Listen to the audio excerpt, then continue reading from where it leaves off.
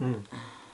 And so 1940 or thereabouts was a very momentous kind of period in your life, as your In 1940. approximately 1940, 1939. Oh, when Because my the war sister got started, your born. sister was born. Oh, that was in Yeah. 39, Your September. father September passed away. 39. That was in Yeah. 41.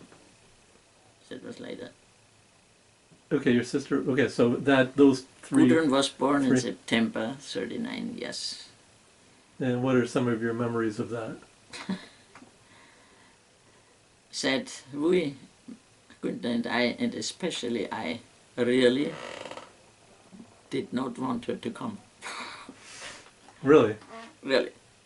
And the reason is, okay, my grandmother was, you know, the greatest grandmother you can imagine, but she was not a psychologist.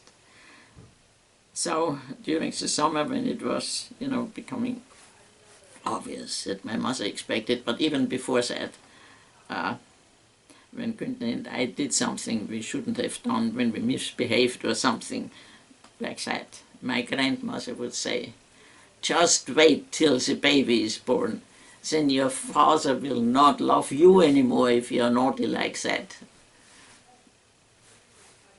Okay. So. You know, really the worst thing you could say. And my mother did tell us, yeah, that maybe would be coming, and so my mother did tell us. But, you know, that really made me, well, hate that coming baby. You know, it was a rival, and the words, then your father, you know, dann hat der Papa euch gar nicht mehr lieb. Your father will not love you anymore if you behave like that, you know. Implication, he only will love the baby. And that, of course, was a red flag, and exactly the wrong thing to say to an older sibling. Well, pretty rough for a 10-year-old and an 8-year-old. Yeah, pretty rough. You know, as I say, she was the best grandmother in the world, but certainly not a psychologist. So how were things after Gudrun was born? Well, she was there. Then what are some of your memories? Did you help take care of her? No. No, I wasn't expected to either. No, so we had a nurse for her. Because my mother still worked half day in the office, you know. And so, no, we had a nurse who slept. Oh yeah, Günther had to move from his room. Our rooms were, when you came up from the ground floor, the stair, his room was to the right and mine was to the left. And Günther's room became Gudrun's and Schwester Hedwig's room. And Günther got another room in the second floor. There was actually already a real room that was our guest room where my grandmother slept, or other guests when they came overnight. And some space was taken from the attic, and he got his own room, which was very, very cozy. It was not very big, but nicely, you know, done in wood inside, very cozy, and he had his own sink. There was no toilet upstairs, but he got the sink in his room like the guest room. And he loved it. Kind of a private, secret place for a boy. Yeah. Ideal for a boy. Yeah. So he did not mind at all leaving his room. And how did your relationship with your younger sister evolve from this? Well, I really resented her. Even after she was born. Yeah, even after she was born. But now you're very good friends, so obviously. Oh yes, that came later. Yes. She's the best sister in the world. My brother is the best brother in the world, and we both agree, Gudrun and I, we have the best brother in the world. But none of us would be married to him, you know. So that's another thing. No. We three are all three of us are really, really close. So did you become close when you became a teenager? Or? Yeah, slowly, you know. So what types of things did you do when Gudrun became old enough to Well, kind of run around with you guys? uh, Or was there such an age difference that... there was a 10-year age difference, yeah. But then that was then later when we had to move to Stamberg because our house was destroyed and all that. And then Schwester Hedwig, Deta, as she was called, still lived with us in Stamberg. But as Gudrun, when Gudrun was, I think, 4 years old or 5 years old, she was afraid that the government would take her away and put her into one of those factories where, you know, kriegswichtig, which were made stuff for the war, you know, just as a worker, because the men were on the front as soldiers and the women were drafted into the factories, unless you had, say, a baby to take care of or a number of kids or something like that. And she was afraid that she would be drafted since Gudrun was now 4 or 5 years old. And so she stayed a lifelong friend to our family. She was like a member of the family, you know, I mean, Teta, as she was called. She really was like a member of the family. But she left us because she had been offered a position in a hospital near Stamberg, in a children's hospital, and she'd rather work there than be drafted to a munition factory or somewhere. And so she left us, and Gudrun had an undescribable fit when she left.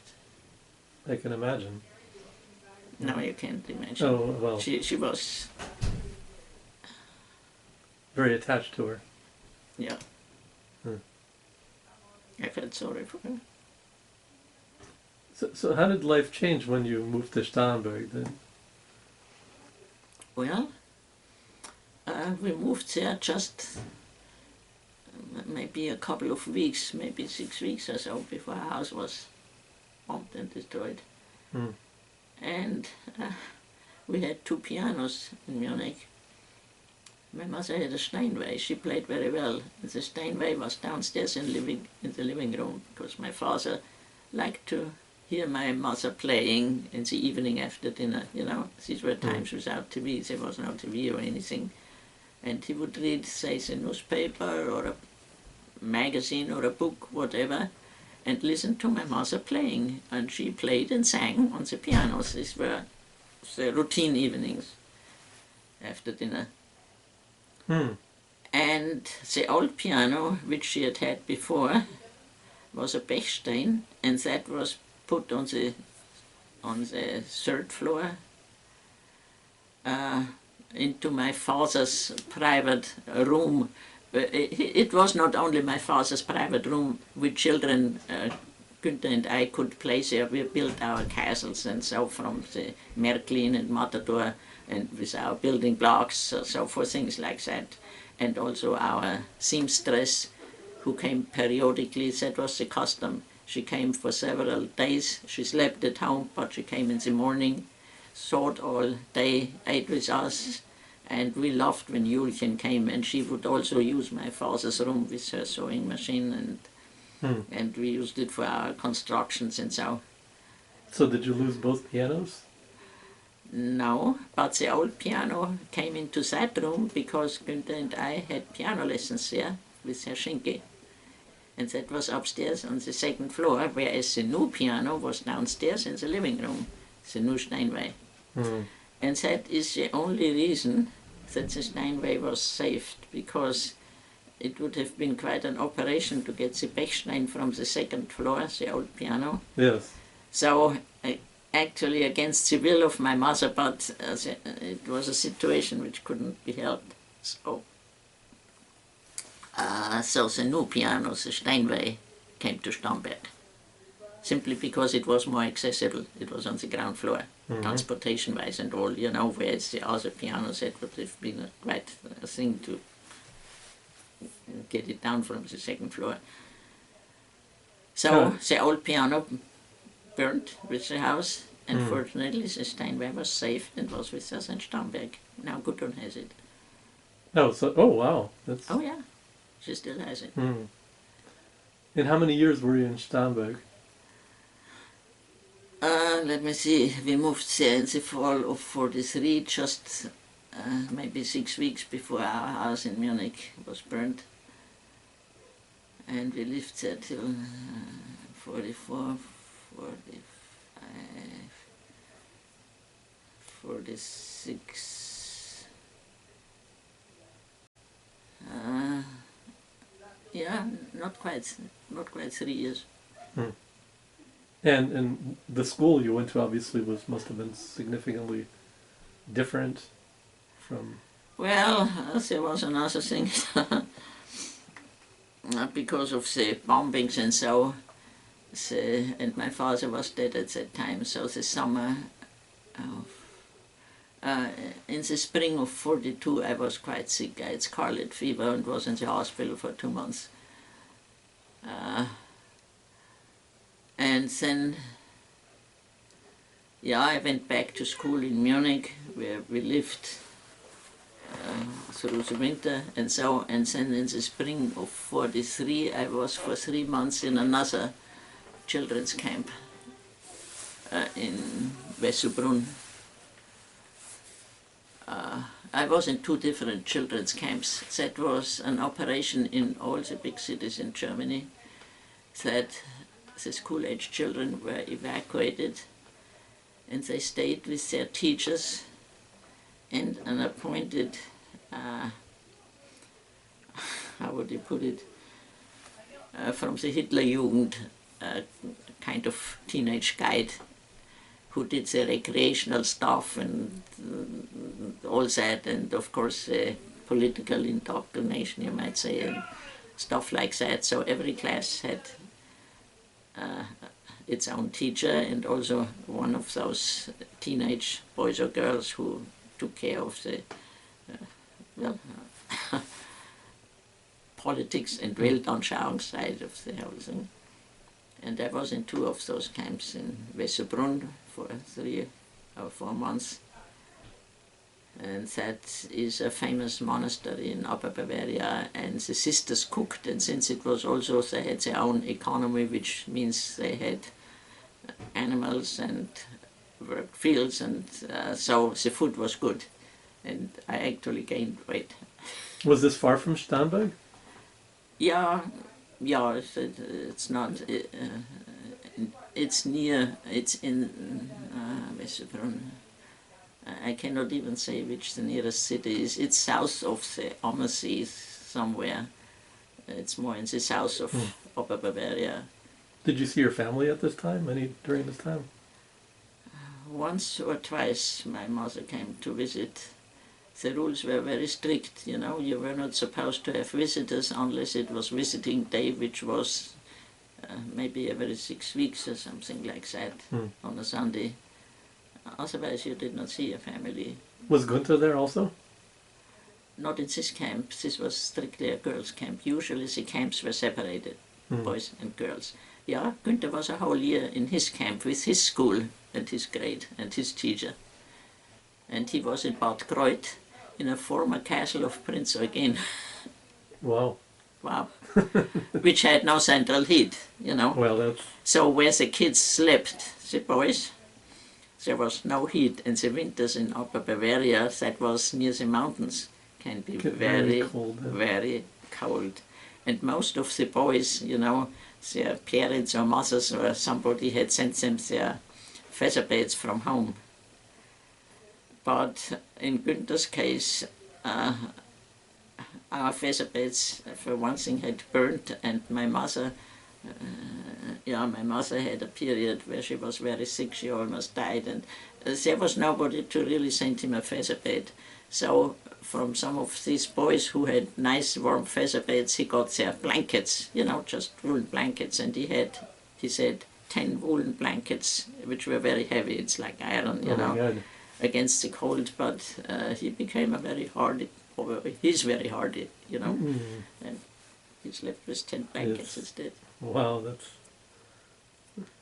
Children today have no idea. No, children today have no idea.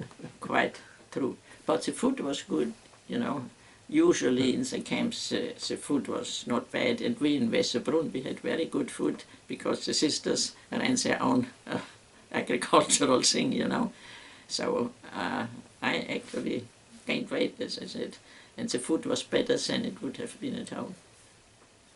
And so then in 46 you moved back to Munich.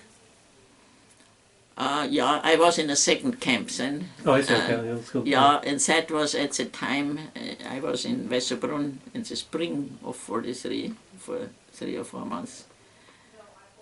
I have many memories of Weserbrunn. You know, it was kind of hardy, as I said. There was no central heat. Our schoolrooms were, well, rather icy. It was not quite winter anymore. You couldn't live there in the winter, really. But it was middle of March when we started, and it was damn cold, I can only say. But, you know, you get hardy. And So what are some of these memories that you say you have from the second camp? oh, the second one was in Bad Tölz. That was quite luxurious, so to speak, in contrast to Weserbrunn, because we were in one of the former hotels. Bad Tölz is was a Kurort, a recreational city. Like a spa. You know, a spa, right. And there were many lazaretti, you know, soldiers' hospitals for the wounded soldiers, also in Bad Tölz. All the spa hospitals and related amenities were there, and so there were plenty of soldiers to be treated and to recover from their wounds. And there were also a number of children's camps in the former hotels and pensions and so. And we were in the Pension Bellaria, which means good air, which it was. It was, you know, Bad Tölz is a nice spot, not too big, but not too small, and an old city. And we were 2 classes there. I was in 4th grade high school, which means 8th grade overall, you know.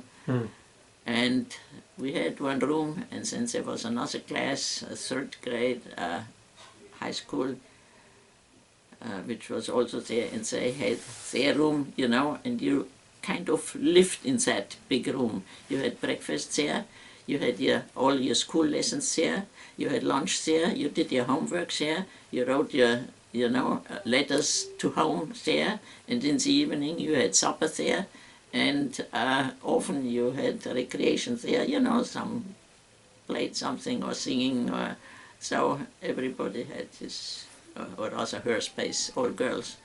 And other camps were, like my brothers, were all boys. That was separated to simplify matters, you know. Do you have any lifelong friends from these camps?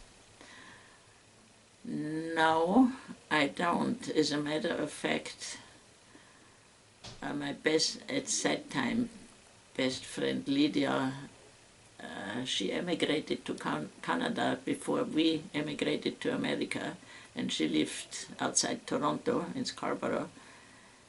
And she visited us once or twice in Wall, and I visited her. She had married a Romanian lawyer who had fled Romania because I think he was a member of the Romanian Nazi Party, something like that, Laurian. And they had one son.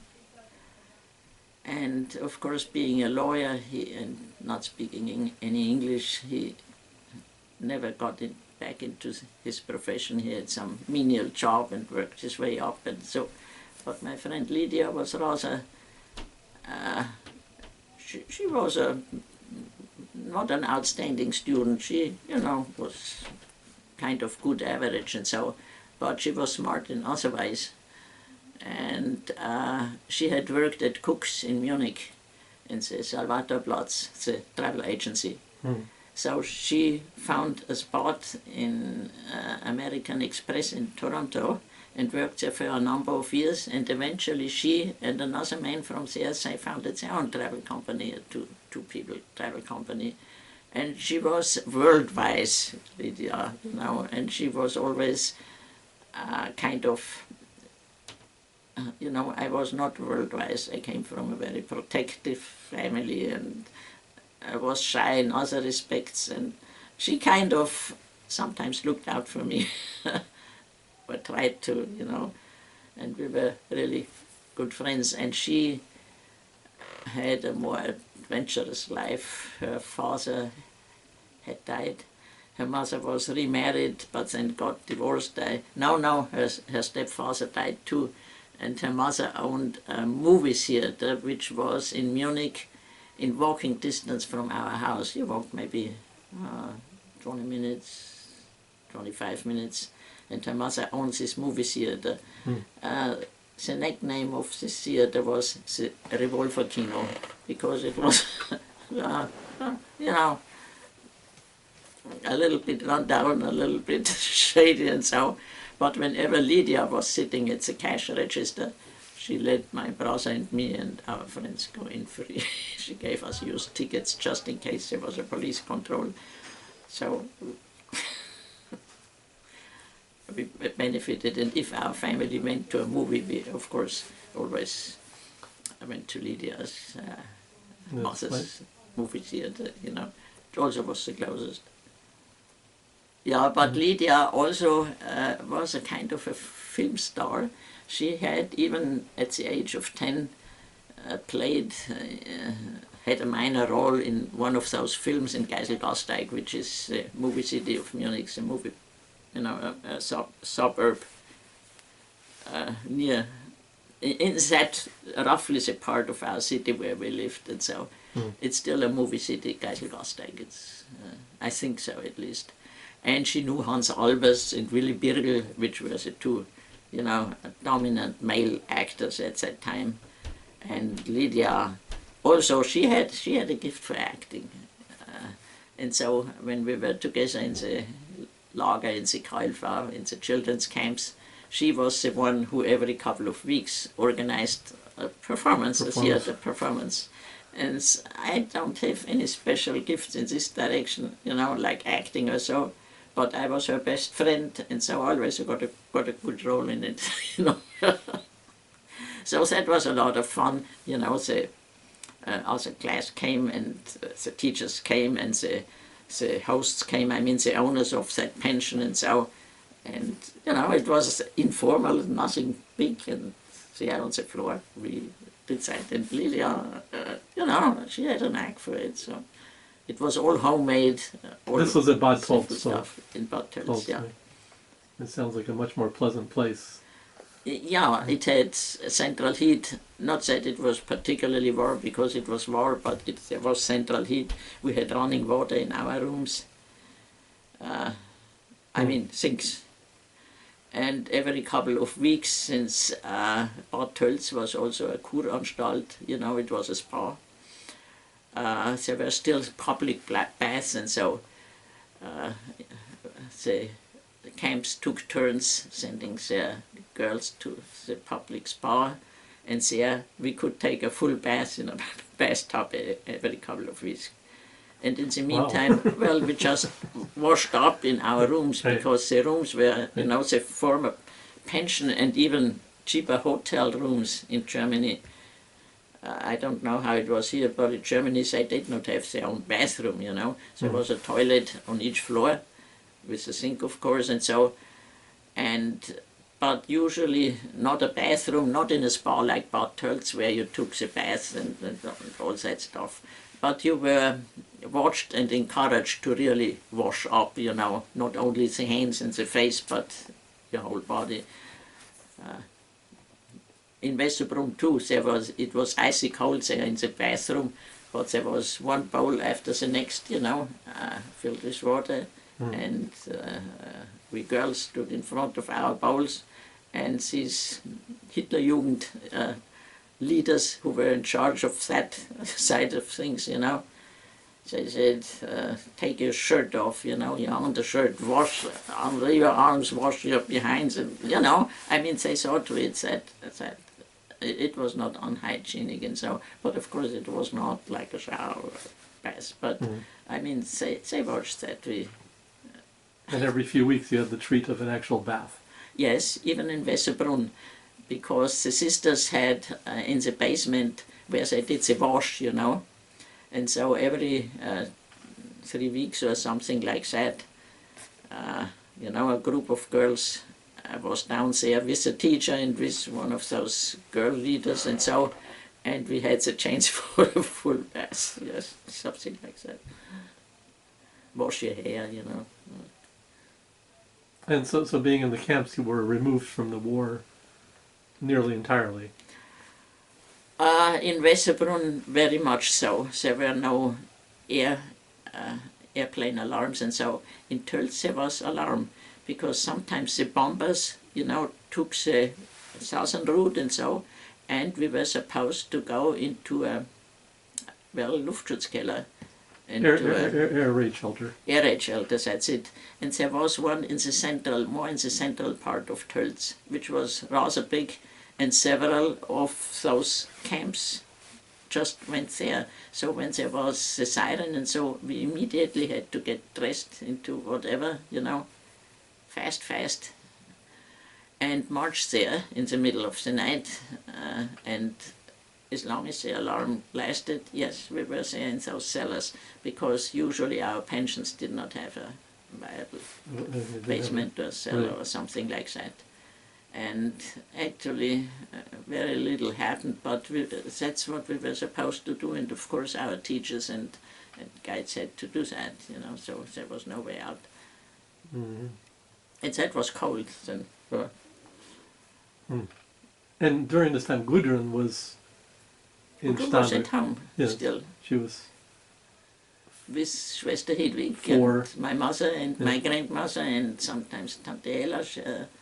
First in Munich, while I was in Weserbrunn, we still lived in Munich, and when I was in Tölz, we already lived in Starnberg, yes. And I remember one horrible thing, we did not have a telephone at home.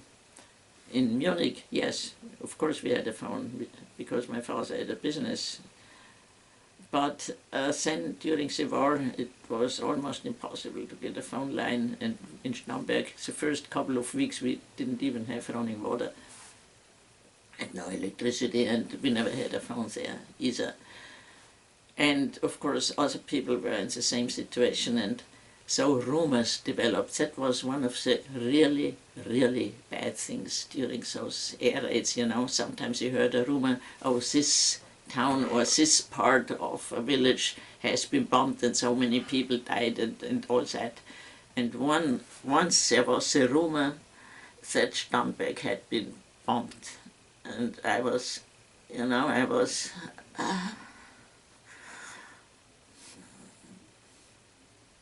beyond myself, of course, and since there was no phone, my mother could not phone. And Bellaria, I don't know whether they had a phone in the first place, but there were special postcards which had priority in the mail, and that was just for messages like, we survived, we are all okay, we are all healthy, something like that. wow. But that took a couple of days. So these 3 days or whatever it took for a postcard to come from my mother, that was really horrible. Wow, that must have been It was. incredibly stressful. Yes, Yeah. stressful is the word. And worrying. But, and at that time, surprisingly enough, our classes were all girls from Munich, but only 2 of those girls had lost their home to bombs, and that was my friend Lydia and I, for some odd reason. Later, there were more girls who had lost their homes, but when I came to Tölz, at that point, in a class of how many were we? 30, 35, something like that. There were only 2. But as the war progressed, this girl lost her arm, and this one, and